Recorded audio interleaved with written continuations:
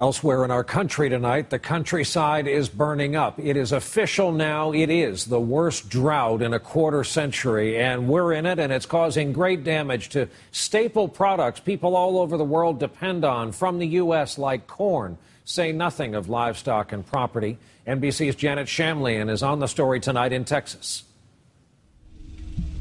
A withering pasture in Arkansas, reservoirs gone dry, and cracked earth now being seen throughout much of the nation.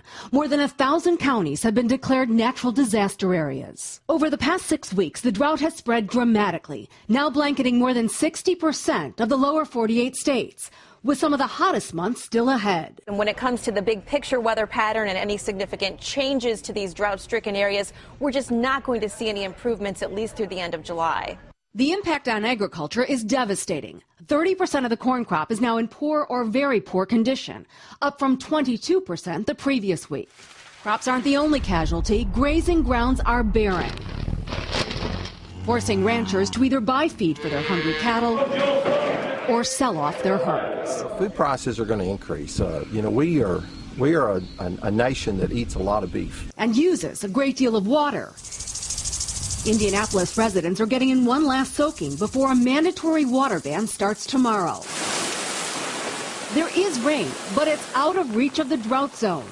Flash floods pounded Texas today, but forecasters say there's little chance it will reach those states so thirsty for relief. Janet Shamlian, NBC News.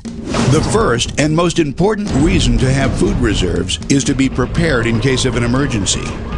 There are an average of 392 large-scale natural disasters a year.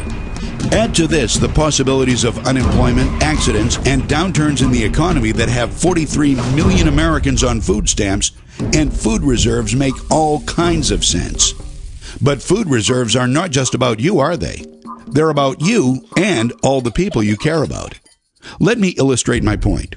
The price of food is continually rising. What if you found out about a grocery store that opened up in your neighborhood with prices from 10, 15, even 20 years ago? Would you shop there? Probably. What if the food was free? Would you keep it to yourself? Or would you feel inspired, even responsible to share that gift? eFoods Global can help you and your family and friends prepare for an uncertain future with our food reserves. And we can even show you how to do it for free. The more of us that are prepared, the more generous and empowered we will all be, and the safer our families will be.